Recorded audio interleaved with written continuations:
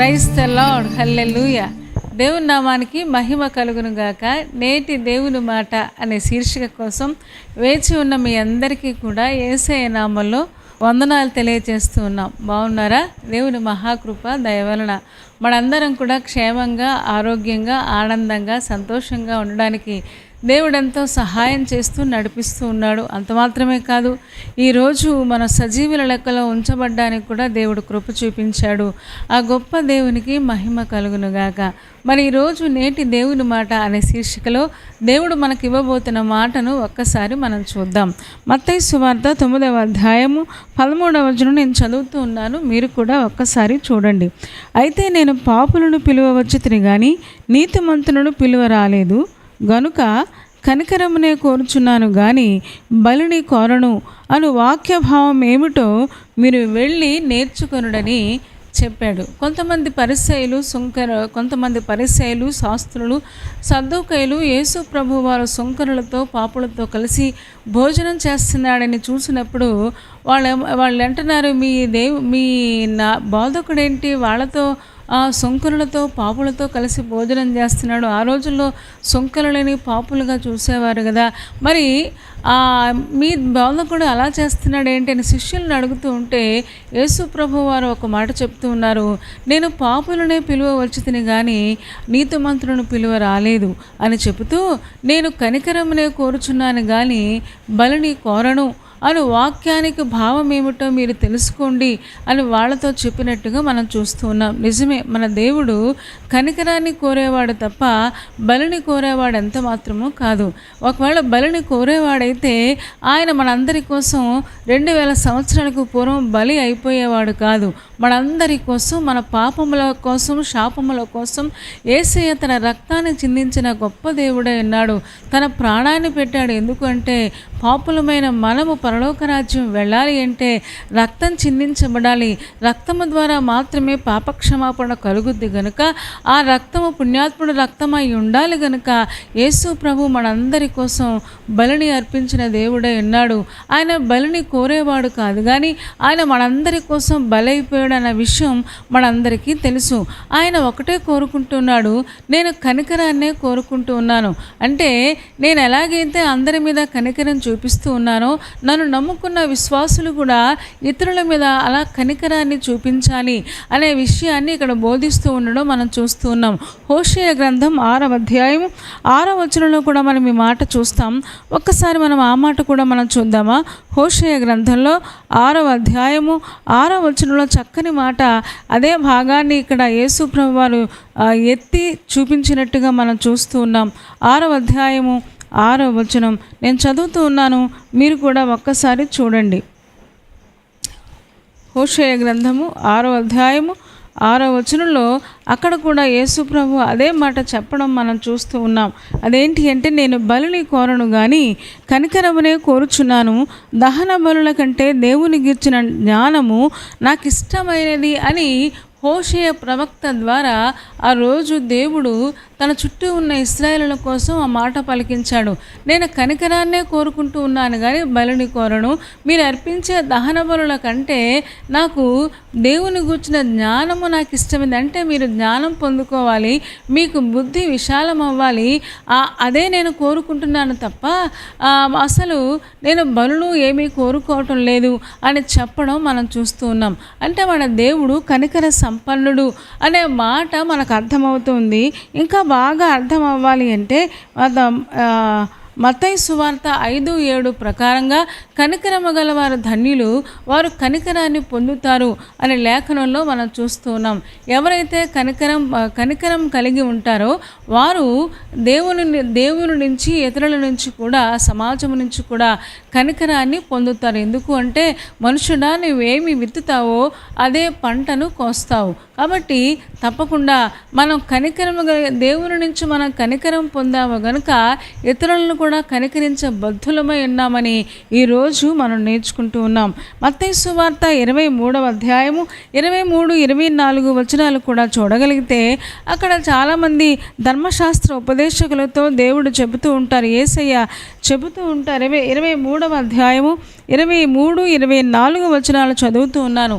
అయ్యో వేషధారులైన శాస్త్రులారా, శాస్త్రులారా, పరిసయ్యులారా, మీరు పుదీనాలోను సోపులోను జీలకర్రలోను 10వ వంతు చెల్లించి ధర్మశాస్త్రంలో ప్రధానమైన విషయములను అనగా న్యాయమును, కనికరమును, విశ్వాసమును విడిచిపెట్టితిరి. వాటిని మానక వీటిని చేయవలసి ఉండెను. అంధులైన మార్గదర్శకులారా, దోమ లేకుండానట్లు వడేగట్టి ఒంటెను మృంగువారు మీరే అని చాలా కఠినంగా తన చుట్టూ ఉన్న పరిసయ్యులతో, శాస్త్రులతో మాట్లాడుతూ ఉన్నారు. వేషధారులైన శాస్త్రులారా, మీరు పుదీనాలో దశమ భాగం ఇస్తున్నారు, సోపులోను జీలకర్రలో కూడా దశమ భాగం తీస్తూ ఉన్నారు. అంత అన్ని విషయాలు చక్కగా చేస్తున్న మీరు కొన్ని విషయాలు విడిచిపెట్టారు. అసలు ప్రధానమైన విషయాలు ఏంటి అంటే న్యాయము, కనికరము, విశ్వాసము.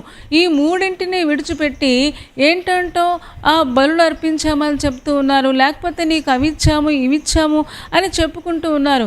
అంటే వాటిని మానక, అంటే అవి చేస్తూ ఉన్నారు, వాటిని మానకుండా వీటిని కూడా మనం చేయాలి. ఏంటి అంటే న్యాయంగా ఉండాలి అంట, కనికరాన్ని కలిగి ఉండాలంట, దేవుని పట్ల విశ్వాసాన్ని కలిగి ఉండాలని చెప్పడం మనం చూస్తూ ఉన్నాం. మన దేవుడు కనికరమునే కోరేవాడు కానీ ఆయన ఎప్పుడూ కూడా బలిని కోరేవాడు కాదు.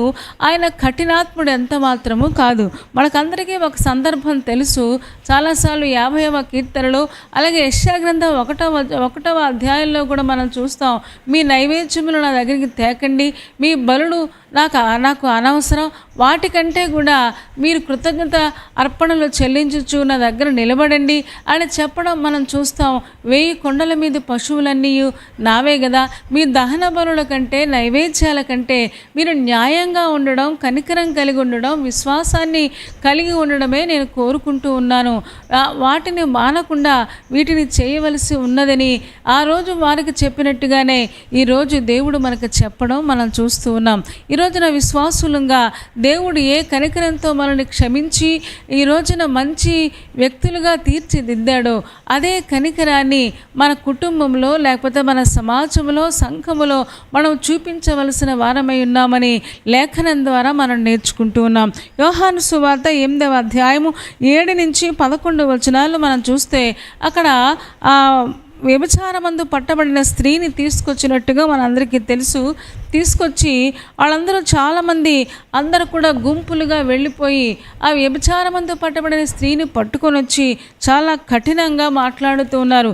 యేసు ప్రభు దగ్గరికి తీసుకొని వచ్చి 7వ వచనం నుంచి మనం చదువుతూ ఉన్నాం. వారు ఆయన పట్టు వదలక అడుగుచుండగా ఆయన తల ఎత్తి చూచి, మీలో పాపము లేనివాడు మొట్టమొదట ఆమె మీద రాయి వేయవచ్చునని వారితో చెప్పి, అంత మాత్రమే కాదు, మరలా వంగి నేల మీద వ్రాయుచుండెను. వారు ఆ మాట విని పెద్దవారు మొదలుకొని చిన్నవారి వరకు ఒక్కని వెంట ఒకడు బయటికి వెళ్ళిరి. యేసు ఒక్కడే మిగిలెను. ఆ స్త్రీ మధ్యను నిలువబడి ఉండెను. యేసు తల ఎత్తి చూచి, అమ్మా, వారెక్కడ ఉన్నారు?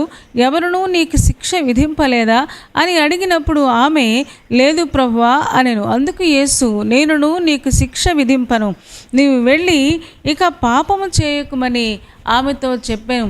ఈ సందర్భం మనకు చాలా బాగా చక్కగా తెలుసు. ఏమండి, ఆ రోజుల్లో వ్యభిచారంలో పట్టబడితే ధర్మశాస్త్ర ప్రకారంగా రాళ్ళు రువ్వి ఆ వ్యక్తిని చంపాలి అని ఆ పాత నిబంధన గ్రంథంలో మోషే ధర్మశాస్త్రంలో మనం చూస్తూ ఉంటాం. వ్యభిచారమందు పట్టబడిందంట. ఆ స్త్రీని నేరుగా యేసయ్య దగ్గరికి తీసుకుని వచ్చి, అయ్యా, ఈమె పాపం చేసింది, పట్టబడింది అని ఆ ధర్మశాస్త్ర ప్రకారంగా ఈమెను ఏం చేయాలి మీరు చెప్పండి, ఆ రాళ్లతో కొట్టాలి కదా అని అడుగుతూ ఉంటే ఆయన నేల మీద వంగి ఏంటో వ్రాస్తూ ఉన్నాడంట. వ్రాస్తూ ఉంటే ఆయన ఆమె మీద రాయి, మీలో పాపము లేనివాడు మొట్టమొదట ఆమె మీద రాయి వెయ్యండి అని చెప్పడం మనం చూస్తాం. నిజమే, పాపము లేని వాళ్ళు ఎవరూ లేరు కదా. ఏమండి, అందరూ పాపము చేసి దేవుడు అనుగ్రహించే మహిమను పొందలేకపోతున్నారని రోమా 3:23లో మనం చూస్తాం కదా. అందరూ పాపం చేస్తారు, నీతిమంతుడు లేడు, ఒక్కడు కూడా లేడు. ఆయన నేల మీద వంగి ఏదో రాస్తూ ఆయన తల ఎత్తి చెప్తున్నాడంట, అమ్మా, నీకెవరు శిక్ష విధింపలేదా అంటే ఆమె అంటుంది, ఎవరూ విధించలేదయ్యా అని చెప్పడం మనం చూస్తూ ఉంటాం. మీలో పాపము లేనివాడు ఆమె మీద రాయి వేయండి అని చెప్పంగానే వాళ్ళు ఒకళ్ళ తర్వాత ఒకళ్ళు కామ్గా వెళ్ళిపోయినట్టుగా మనం చూస్తూ ఉన్నాం. ఆయన నేల మీద రాస్తూ ఉన్నాడు. ఒకవేళ వాళ్ళు అక్కడ నిలబడిన వాళ్ళ పాపాలన్నీ కూడా ఆయన అక్కడ రాస్తూ ఉన్నాడు. ఎందుకంటే ఆయన సర్వాంతర్యామి కదా, అందరి హృదయాలను తెలిసిన దేవుడు కదా. ఏమండి, ఎప్పుడు రాస్తూ ఉంటే కింద మనం ఫుట్ నోట్లో మనం చూస్తాం, మనస్సాక్షి చేత గద్దింపబడిన వారే. నిజమే, ఎవ్వరూ పాపం లేనోళ్ళు ఈ లోకంలో ఎవ్వరూ లేరు కదా, అందరూ పాపం చేసిన వారే. కానీ ఇతరులు ఎవరైనా తప్పు చేస్తే, ఇతరులు ఎవరైనా పొరపాటు చేస్తే చాలామంది వేలెత్తి చూపిస్తారు, వాళ్ళ మీద రాళ్ళు వేయడానికి కూడా సిద్ధపడిపోతూ ఉంటారు చాలామంది. ఈ రోజున మనం చూస్తూ ఉన్నాం. ఏమంటే రాళ్ళు వేయడం గొప్ప కాదు, కానీ ఆ వ్యక్తిని క్షమించడం, ఆ వ్యక్తి అప్పటికే నలిగిపోతూ నేను పాపం చేసేనే, తప్పు చేసేనే అని కుమిలిపోతూ ఉంటాడు. అలాంటి వ్యక్తిని ఇంకా రాళ్ళు వేసి బాధపట్టడం కంటే కూడా అప్పటికే పశ్చాత్తాపంతో కుమిలిపోతూ దేవా నన్ను క్షమించు అని ఒకవేళ ఆ స్త్రీ అనుకుంటుందేమో, వెంటనే చూడండి వాళ్ళందరూ కూడా బయటికి వెళ్ళిపోయారంట. ఆయన తల ఎత్తి చూచాడు. తల ఎత్తి చూచి, అమ్మా ఎవ్వరు కూడా నీకు శిక్ష విధింపలేదా? వ్యభిచారిని కూడా అమ్మా అని పిలిచిన గొప్ప దేవుడు మనం నమ్మిన యేసు ప్రభు. ఏమండి, ఎంత చక్కగా, ఏమంటే ఒక తల్లిని ఎలా పిలుస్తారో అంత చక్కగా, ఎంత గౌరవంగా, ఎంత మర్యాదగా, ఎంత చక్కగా ఆయన సంబోధించడం మనం చూస్తూ ఉన్నాం. ఈ రోజున విశ్వాసులుగా ఆయన నుంచి చక్కగా మనం మర్యాదలు నేర్చుకోవాలేమో. ఏమంటే ఒక స్త్రీని ఎంత గౌరవ భావంతో చూశాడు. ఆ తప్పు చేసిన స్త్రీని, వ్యభిచారమందు పట్టబడిన స్త్రీని, అందరూ వేలెత్తి చూపిన స్త్రీని, అందరూ రాళ్ళు వేద్దామని చంపేద్దామన్న ఆ స్త్రీని చూసి నాకు అనిపిస్తూ ఉంటుంది, ఆ రోజు కనుక యేసు ప్రభువు అక్కడ లేకపోతే ఆ స్త్రీ వెంటనే చనిపోయి ఉండేది, రాళ్లతో కొట్టబడి చనిపోయి ఉండేదేమో నాకు అనిపిస్తూ ఉంటుంది. యేసు ప్రభు నిజంగా ఆమె రక్షించబడ్డానికి, అంత మాత్రమే కాదు ఆమె జీవించడానికి కూడా ఆయన అడ్డుపడినట్టుగా మనం చూస్తూ ఉన్నాం. నిజమే, మన దేవుడు మన పక్షంగా అడ్డుపడే దేవుడు, మన పక్షంగా కార్యాలు చేసే దేవుడు. ఏమంటే అందరూ పాపులే, పాపం చేసిన వాళ్ళు ఈ లోకంలో, పాపం చెయ్యనోళ్ళు ఈ లోకంలో ఎవ్వరూ లేదు. కానీ చాలామంది వేలెత్తి చూపడం కోసమే చూస్తూ ఉంటారు. సామెత చెబుతూ ఉంది కదా, మనం ఒక వేలు చూపిస్తే మన వైపు 3 వేలు చూపిస్తూ ఉంటాయి. ఈ రోజున అలాంటి మనస్సు విశ్వాసులలో కూడా ఉండడం శోచనీయం. ఒకవేళ అలాంటి మనస్సు మనలో ఉంటే వెంటనే మనల్ని మనం పరీక్షించుకోవాలి.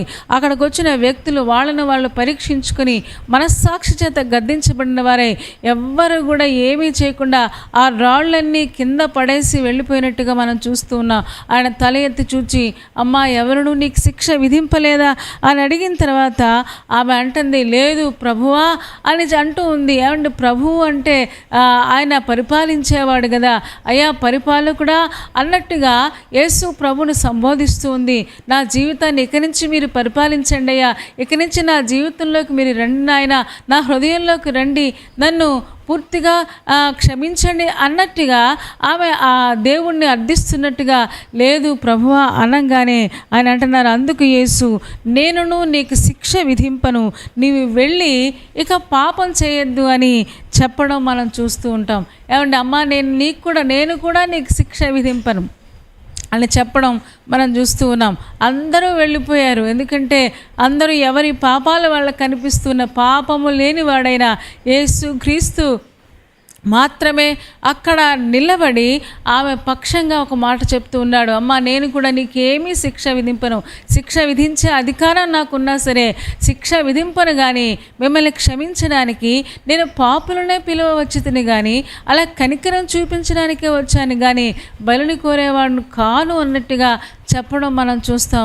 నువ్వు వెళ్ళి చేయాల్సింది ఏంటి అంటే ఇక పాపం చేయొద్దు అని చెప్పడం మనం చూస్తూ ఉంటాం. ఆవిడ నిజంగా ఎంత అద్భుతమైన విషయమే కదా. ఆవిడ వెంటనే కన్నీళ్లతో ఆయన పాదాలు కడిగి ఉంటుంది.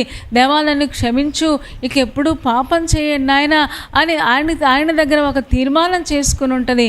ఏమంటే ఒక పాపిని ఇంత చక్కగా దేవుడు తన వైపు త్రిప్పుకోవడం, దేవుడు తన వైపు ఆకర్షించుకోవడం, ప్రేమ ద్వారా కనికరం చూపించడం ద్వారా ఒక వ్యక్తిని ప్రభువులోకి తీసుకురావడం ఎంత అద్భుతమైన విషయమో కదా. ఈరోజు దేవుడు మనకు అదే చెప్తూ ఉన్నాడు, నేను కనికరమనే కోరుచున్నాను కానీ బలులు కోరేవాడు కాదు. ఈ రోజున దేవుని పిల్లలంగా మనం కూడా ఇతరుల పట్ల కనికరాన్ని చూపాలి. మన ఇంటిలో, మన బయట, సంఘములో ఏమంటే దేవుడి నుంచి మనం కనికరం పొందాం. ఒకప్పుడు మనం పాపులం, అపవిత్రులం. అలాంటి మనల్ని యేసయ్య తన రక్తంతో కడిగి ఆయన దగ్గరికి చేర్చుకుని ఇక పాపం చేయొద్దని మనతో కూడా ఆయన చెప్పారు.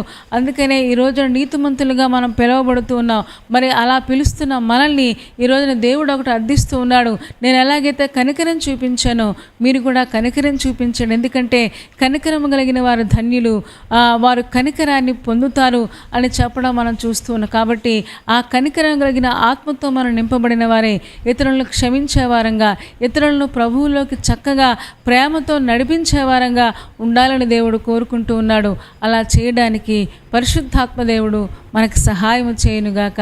తలలు వంచండి, కళ్ళు మూసుకోండి, చిన్న మాట ప్రార్థన చేద్దాం. పరిశుద్ధుడా, ప్రేమ కలిగిన మా తండ్రి, నీ పాదాలకు వందనాలు, స్తోత్రాలు చెల్లిస్తూ ఉన్నాం. నువ్వెంత మంచి దేవుడవు, ఎంత ప్రేమ కలిగిన దేవుడవు నాయన. నీ కనికరం ఎంత గొప్పది తండ్రి. నువ్వు పాపులనే పిలువ వచ్చావు కానీ నీతిమంతులను పిలువ రాలేదని మాతో సెలవిచ్చినందుకు వందనాలు. ఒకప్పుడు పాపములో, శాపములో కూరుకుపోయిన మమ్మల్ని రక్షించుకుని నీ బిడ్డలుగా మమ్మల్ని చేసుకున్నావు నాయన. నీ కనికరాన్ని పొందిన మేము ఇతరుల పట్ల కనికరం చూపించేవారుగా ఉండడానికి సహాయం చేయండి. ఇతరుల మీద రాళ్ళు వేసేవారంగా కాకుండా, ఇతరులను వేలెత్తి చూపించేవారంగా కాకుండా, మా యొక్క మనస్సాక్షిని మేము సరిచేసుకున్న వారమై ఇతరులను ప్రేమ చేత, కనికరం చేత నాయన నీలోనికి తండ్రి ఆహ్వానించడానికి మాకు అందరికీ సహాయం చేయము. చేరివచ్చిన ఒక్కొక్క కుటుంబాన్ని మీరు దీవించుము తండ్రి. ఆశీర్వాదాలతో నింపండి. ఏ ప్రయాణాల మీద వెళుతున్నారో, పనుల మీద వెళుతున్నారో ప్రతి పనిని సక్సెస్ఫుల్గా మీరు జరిగించండి. ఇంటర్వ్యూస్లో, ఎగ్జామ్స్లో తోడుగా ఉండండి. పెళ్లి రోజు, పుట్టినరోజు జరుపుకుంటున్న వారిని నాయన శ్రేయస్కరమైన ఆశీర్వాదాలతో నింపండి నాయన. బలహీనంగా ఉన్న వారిని ముట్టి స్వస్థపరచండి. యేసయ్య శక్తి కలిగిన నామములో ప్రార్థించి వేడుకొనుచున్నాము తండ్రి. ఆమెన్ చెప్పారు కదా. అందరూ చాలా ఓపికగా, శ్రద్ధగా దేవుని యొక్క వాక్యాన్ని మీరు వింటూ ఉన్నారు. అందుని బట్టి మేము కూడా సంతోషిస్తూ ఉన్నాం. కార్యక్రమం మీకు నచ్చితే లైక్ చేయండి, షేర్ చేయండి. ఇంకా ఒకవేళ ఈ ఛానల్ని సబ్స్క్రైబ్ చేసుకోకపోతే డాక్టర్ స్పర్జన్ యూట్యూబ్ ఛానల్ని సబ్స్క్రైబ్ చేసుకోండి. తద్వారా నోటిఫికేషన్స్ అన్నీ వస్తాయి. మా కార్యక్రమాలన్నీ మీరు చూడవచ్చు. సరేనా అండి? దేవుని చిత్తమైతే మరలా రేపు ఉదయం మళ్ళీ కలుసుకుందాం. అప్పటి వరకు దేవుని మహాకృప మనందరికీ తోడే ఉండునుగాక. ఆమేన్, ఆమేన్, ఆమేన్.